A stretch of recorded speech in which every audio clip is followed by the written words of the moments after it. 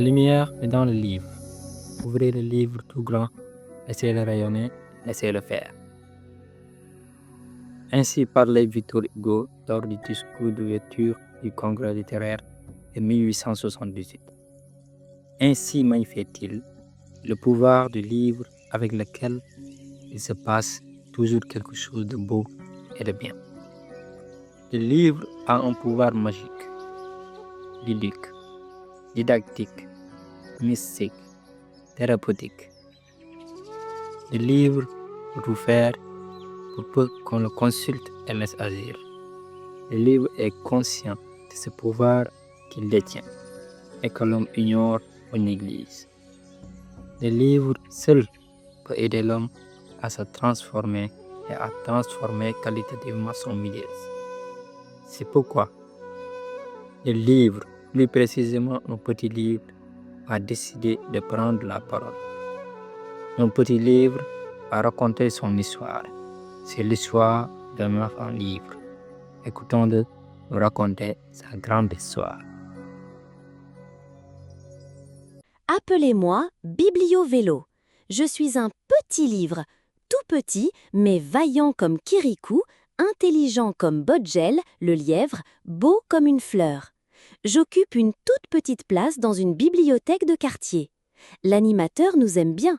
Chaque matin, il chasse la poussière et les termites qui cherchent à salir ou à ronger nos belles couvertures.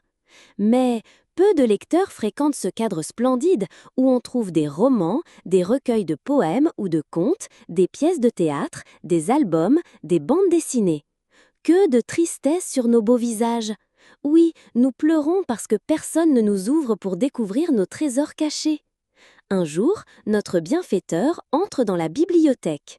Nous le regardons avec insistance. Tout étonné, il nous dit « Je lis sur vos visages enjolés tant de mélancolie. Pourtant, je vous aime bien. » Tu nous aimes et nous le savons. Cependant, nous nous ennuyons ici.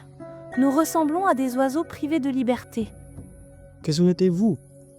Oh, mes super bébés, je ferai tout pour vous combler. Nous avons envie de voler comme un papillon ou de sauter comme un enfant.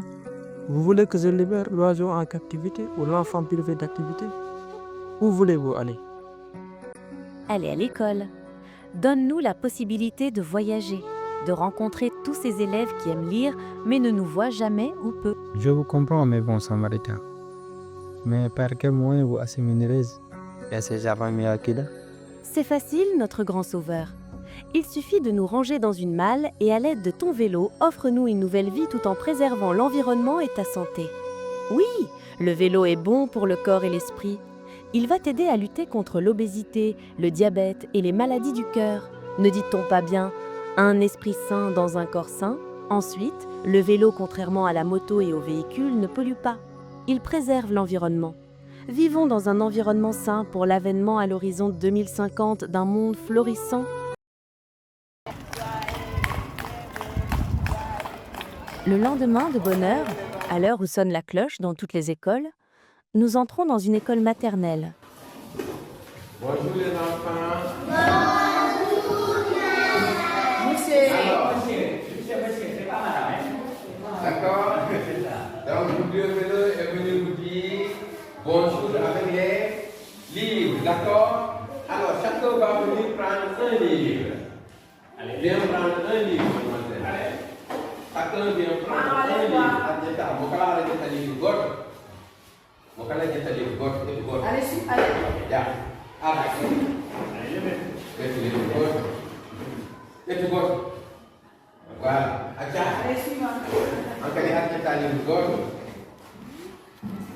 Tout de vert, jaune, rouge, blanc ou de bleu vêtu. Beau et ivre de bonheur lorsque le directeur nous ouvre les portes de la grande section. Nous sautons et embrassons ces merveilleux enfants de la maternelle tout autant heureux que nous. L'on nous dispose sur des tables, puis chaque enfant prend un ouvrage.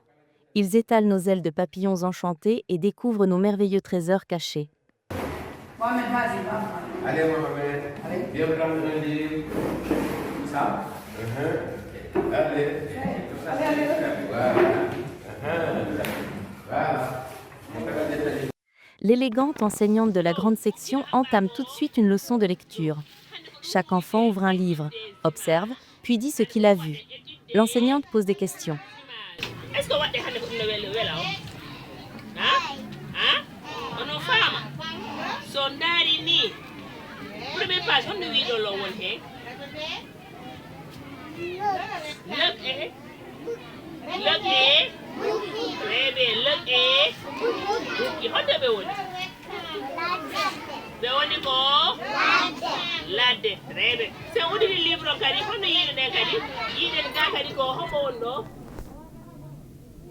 Après cela, nous nous pédalons et entrons dans une autre école maternelle. Ici, aussi une rencontre inoubliable. 2 enseignantes dévouées animent en français et en pulaar une veillée. Elles disent le conte en plein jour en Afrique noire où le conte ne se disait que la nuit. Que voulez-vous ? Il fallait bien contourner les lois de la tradition pour enchanter ces curieux petits-enfants.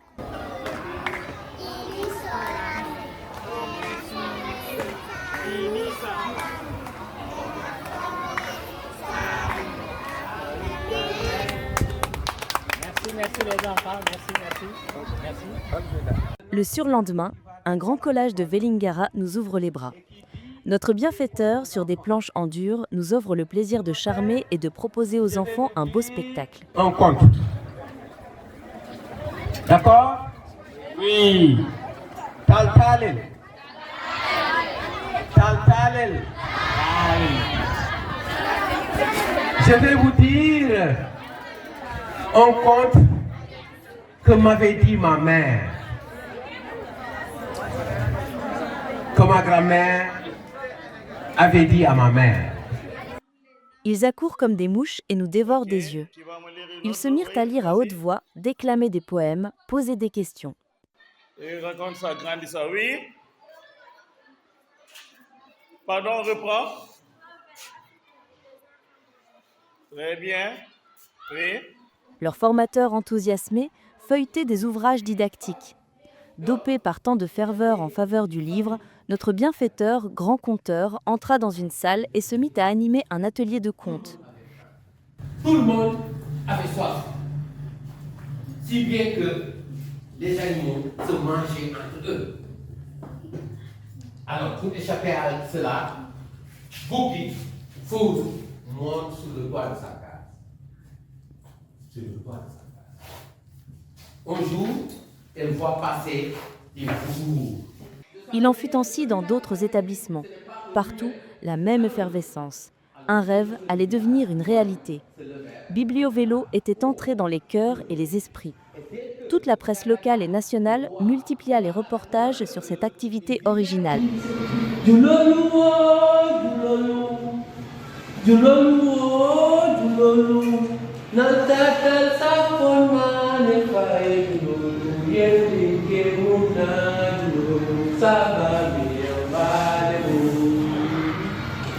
La jeune fille chante.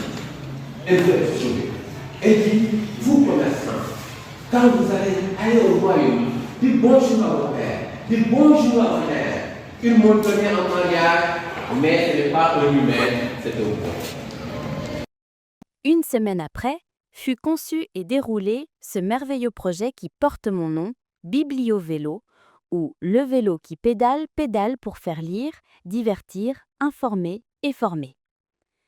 Les éditions Aminata Sow-Fall postulent à une subvention de l'Institut français à Paris et la direction du livre et de la promotion de la lecture du Sénégal. Le projet piloté en collaboration avec l'Association sénégalaise des professeurs de français, l'AIEF de Vélingara, Grandmother Project, la DLL, le Centre culturel régional. Ainsi, 10 écoles ont été touchées, 2 de la maternelle, 4 de l'élémentaire et 4 du secondaire.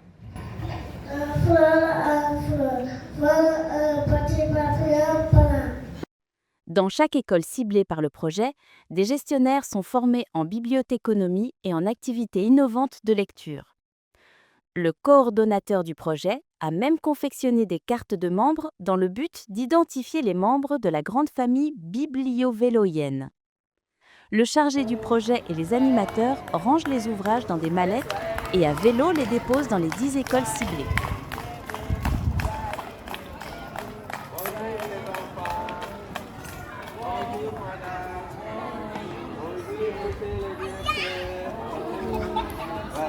comprenez, bibliophile de bière, pour vous remettre la mallette pédagogique. Voilà. Voilà, c'est celle-là. Partout, les enfants empruntent des livres, lisent sur place silencieusement ou à haute voix, lisent ou déclament des poèmes, écoutent ou disent des contes, racontent ou écrivent de belles histoires, font des représentations théâtrales. Après le grand forum national convoqué par le président de la République du Sénégal, de salon en salon, de festival en festival, à la ville comme au village, dans tous les quartiers, les écoles, les universités, les centres de formation, les institutions de la République, les usines, les marchés, à l'atelier ou au champ, dans tout le Sénégal et en Afrique, on lira et on chantera Biblio-Vélo, le pourvoyeur de lumière littéraire et culturelle qui pédale et repédale avec une volonté très claire. Faire entendre la voix du livre partout où il y a un enfant, partout où il faut faire reculer les frontières de l'ignorance et de la pauvreté, partout où il faut semer des graines d'espoir et de développement.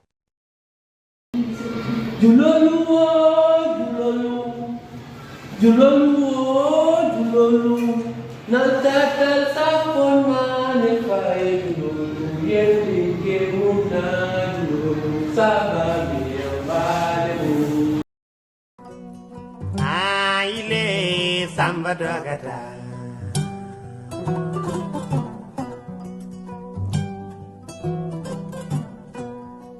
Yaile Samba Dogata Aile Jamma Bedwala